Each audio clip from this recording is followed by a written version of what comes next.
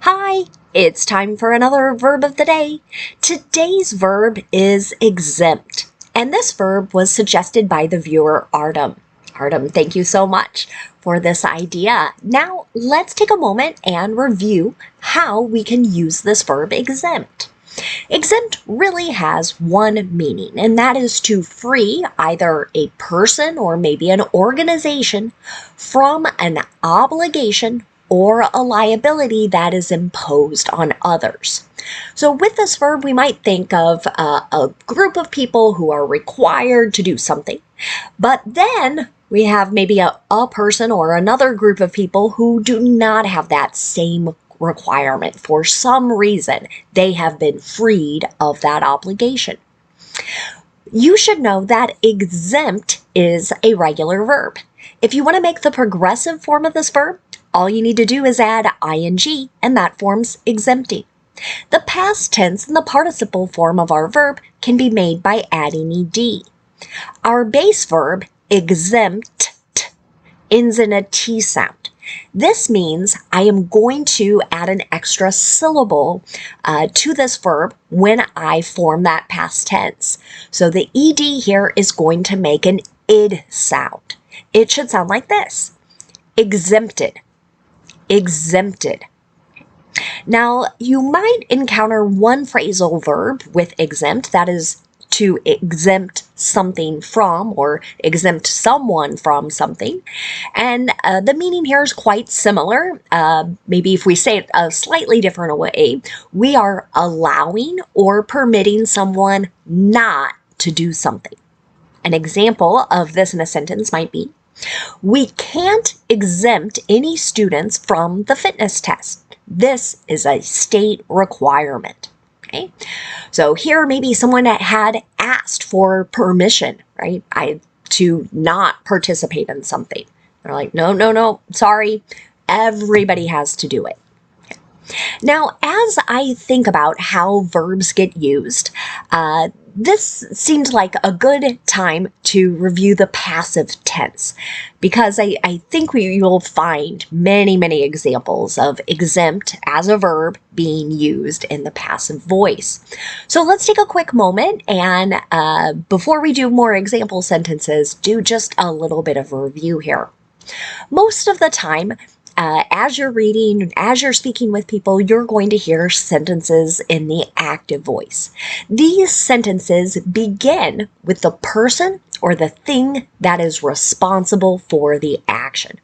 Sometimes as I'm first teaching this to groups of students, we think about who is doing an action.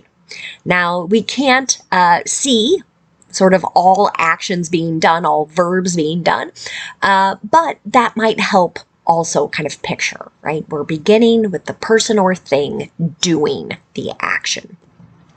So examples of this might be, Brad has cleaned the house, or Kelly has written notes. In the first sentence, I can see Brad is responsible for the action of cleaning. And in the second sentence, I can see Kelly is responsible for the action of writing. We have sentences, though, that, again, begin in the passive voice. They do not begin with the person or thing that's responsible for the action. Instead, they begin with the person or the thing that is acted on or that receives the action. The person who's responsible for the action might not even be included in the sentence, or if they are, it's going to come at the end of the sentence following the preposition by. Okay, so let's take those first two examples and change them into passive voice. I might say, the house has been cleaned. So the house is what received the action or what was acted on with the cleaning. I could also say the house has been cleaned by Brad. In the second example, I might say, notes have been written. Right? Notes were the thing that were acted on. Okay? I could also say, notes have been written by Kelly. Now, this usually leads to students asking me, why do we have this? And there are a few different reasons speakers or writers might choose to write or speak in the passive voice. The first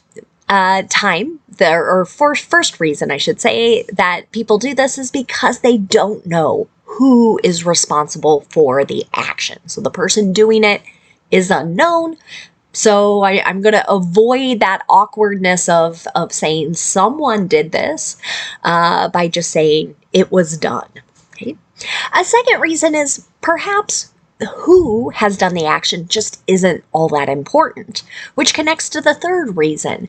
Sometimes speakers or writers really want us to focus our attention on the thing being acted on or the thing that is receiving the action. So by moving that to the beginning of the sentence, they think they're going to kind of get us to pay more attention to it. A fourth reason someone might choose the passive voice is because they don't want to blame others. So when we have a sort of a bad action or a bad result, instead of saying, this person did this bad thing, you can just say, this bad thing was done. Okay. And connected to that, and I think you'll see some examples of this in just a moment, sometimes people don't want to accept blame or maybe responsibility for something. Okay. So with all of that in mind, let's look at some example sentences with exempt now.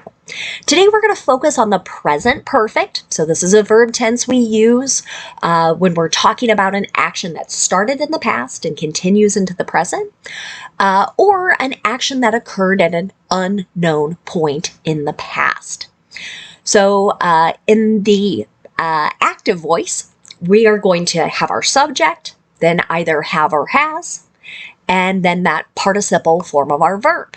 But in the passive voice, again, we'll start with that thing that is acted on. We'll have or has, then the participle been, B-E-E-N, and then the participle form of our main verb. I want to start and have us look at the present perfect passive voice affirmative sentence here. And this was an actual sentence I read in a news article in the last week or two. All products covered by the USMCA have been exempted from tariffs until April 2nd. Okay. Now, this connects to some new policies here in the United States. Our president has decided to place sort of tariffs or taxes on goods coming into the United States. And USMCA might not mean much to people. It stands for United States, Mexico, Canada Agreement. It was a trade agreement negotiated a few years ago. And in that agreement, certain products were mentioned or discussed, rules around how they would be moved or passed into and out of various countries. And what this sentence is saying is that specific products mentioned in that agreement, right, are free from these additional tariffs that are being put into place. Now, if somebody had wanted to make this sentence in the active voice, right, who's responsible for this action? It's the president. The president has exempted all products covered by the USMCA from tariffs until April 2nd. Now let's move on and look at some of our negative sentences. Again, our structure stays the same. What changes here is that you're going to insert not after have or has. That's true in both the active and the passive voice. Okay. Let's take a look at the passive voice again first. It says, members of the group haven't been exempted from their looming military service. So in some countries, there is a requirement that individuals between certain ages must participate or serve in the military for a set period of time. And sometimes this gets challenging when you have maybe talented athletes, musicians, actors, people kind of well known, right? Are they going to be freed from that responsibility because they have these sort of extraordinary talents?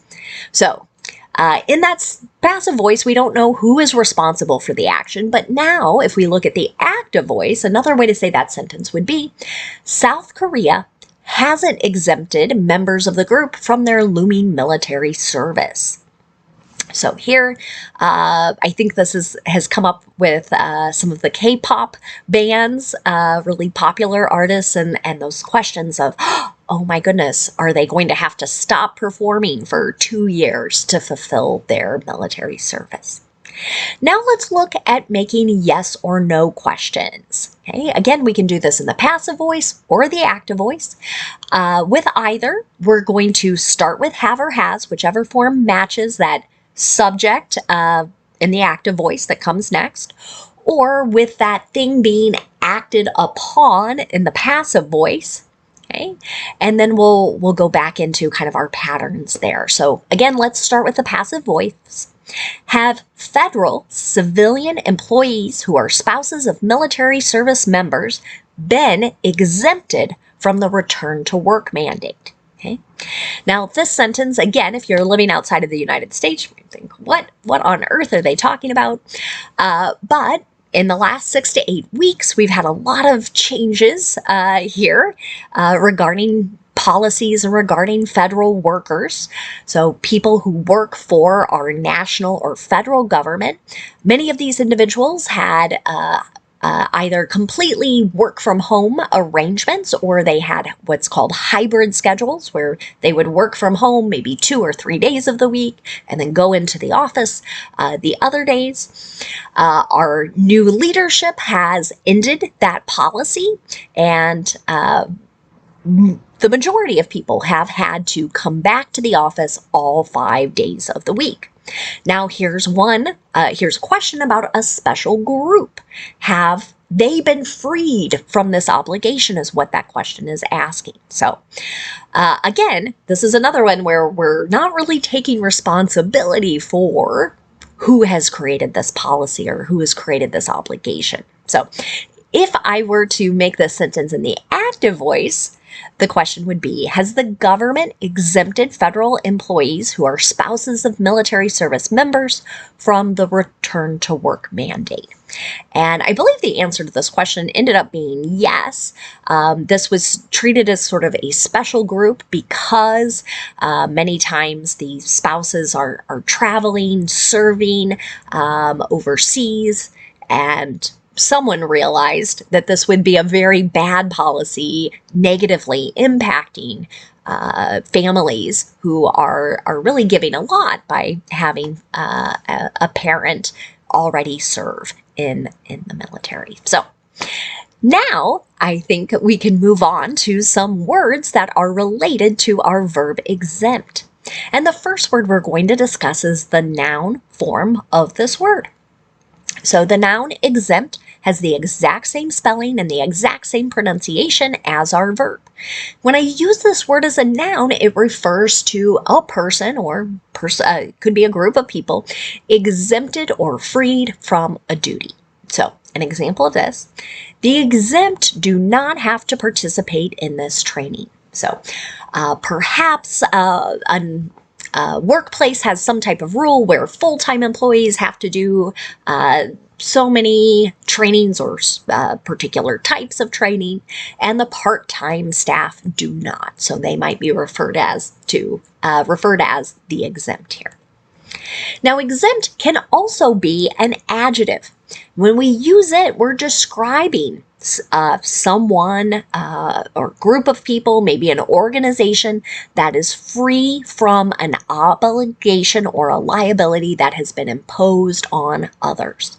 An example of this might be, this estate is exempt from taxes. Okay?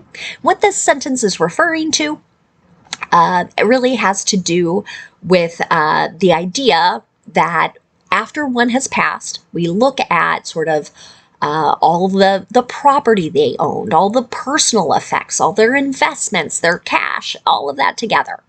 And for many, and the vast majority of people, it falls below a certain limit. So there is no obligation to pay tax on that money. However, for the very wealthy, right? They will have this obligation. They will not be exempt. That relates to another noun, the word exemption. This could be the process of freeing someone or a group from an obligation, or either the state of being free from an obligation or a liability that, again, others are required to fulfill. So, an example of this. The exemption of tips from taxable income would cost the state $13.2 million annually. So this is a really highly debated topic right now.